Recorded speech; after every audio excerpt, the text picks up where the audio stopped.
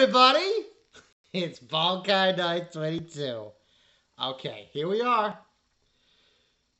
Jujutsu Kaisen! Oh no! Jujutsu Kaisen, Season 3, Episode 1, The Culling Games have arrived. This episode was called The Execution.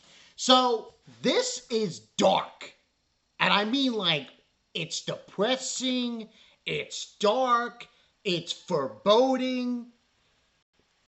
It's depressing. It really is the way they framed this first episode. Now, we get introduced to Naoya Zenin. He is the cousin of Maki. Now, his involvement in this is simple. I probably will. Let's go over that first before I go into any of the details of this first episode. And the way I'm going to frame this is 2 episodes came out. So I'm going to do this now. Take care of something first. Watch the second episode and come back. Now, we get a scene of Naoya Zenin in his house. And he's, talking to some people about Maki and the other sister. He's talking about tits. Eventually he goes into a room with, I think, his uncle and some other guy, who are also part of the Zenin clan. This guy comes out, short guy, who just states that his father died. The clan head of the Zenin clan. He died. And now a successor needs to be put through. And he reads off his will. So, Naoya Zenin is going to be head of the clan. However, there's a caveat. If Satoru Gojo dies, Megumi becomes head of the Zenin clan. There's also some other details in that French drive. But that was basically it. I was not happy. And basically his involvement in this plot is just. He is basically going to try now to find Megumi and kill him. Because he knows that Megumi is going after Yuji, the whole 9 yards. Now, the way this opens is insane. Yuji is in a kitchen washing his hands that are covered in blood. Covered in blood. There's no way to frame how, and there's a lot of scenes in this episode that are jarring, of Gojo talking to, saying something, my brother saying something, of scenes from the Shibuya arc. It is a full-on acid trip. But we begin with that, and then there's like an intro that boggles me. He's fighting these curses and all this other shit and everything in between, and then we just see him on the ground holding a sword, and at the end of the sword is Yuta. That was before the opening credits. Now, the rest of the episode, the opening was pretty cool. I liked how the closing is depressing. Oh, shit. Oh, famous. But we get, most of the episode is really just that. It's Naoya Zenin. He's at his house. He thinks he's going to lead the clan. He finds out there's a caveat in the will about Megumi. And now he's pissed off and he wants to go kill Megumi. The rest of the episode is Yuji with Choso. And now Choso knows that he's his younger brother. He wants to protect him. The whole 9 yards. And we get basically after an awesome scene, by the way, Choso using blood manipulation to just nuke, 4 or 5 curses at once. The scene is basically after they take these curses out, Naoya Zenin makes his appearance known. And he has a fight with all of them, with both of them. And it was pretty done well animated. hopefully Mappa has solved their issues from last season. And I enjoyed it. It was pretty cool. Then Yuta shows up and shit gets real. Now, my understanding, because I was kind of spoiled, was a little bit, just a little bit.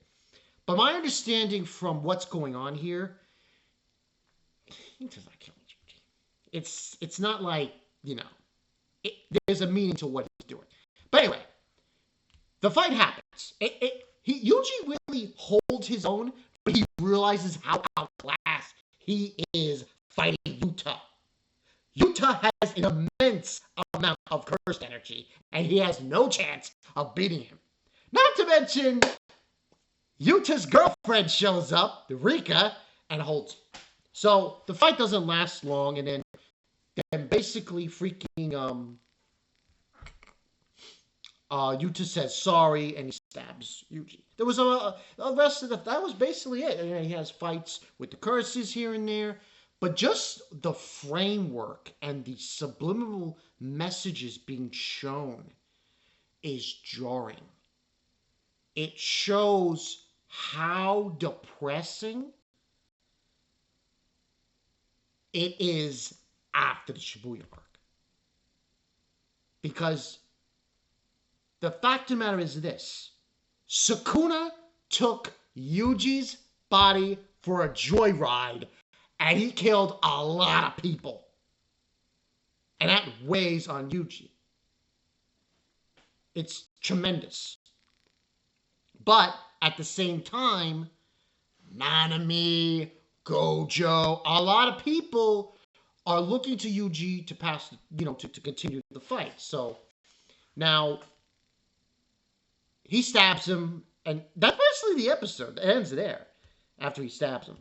I believe the next one, which I'm going to review after I take a shower and everything, is basically we focus on Shuzo against Naozenya. I forgot that he's going to be fighting Naozenin. I think we focus on that, and we get some interesting info regarding Yuji and his origins. No spoilers. But that was pretty much the episode. I thought it was really animated very well. A lot of acid fuckery going on here. The way Mappa did it, the way they framed it, the way they made it look, it's very depressing and foreboding and dark. But it's to be expected because curses are rolling around all over every place now. And I've never felt so bad and upset and depressed for one character in anime. The only other one that compares, Subaru. I think it was Subaru. I forgot his name. From ReZero. That's the only one I can compare this to. But it's far worse. I mean, yeah, dying over again and again and again.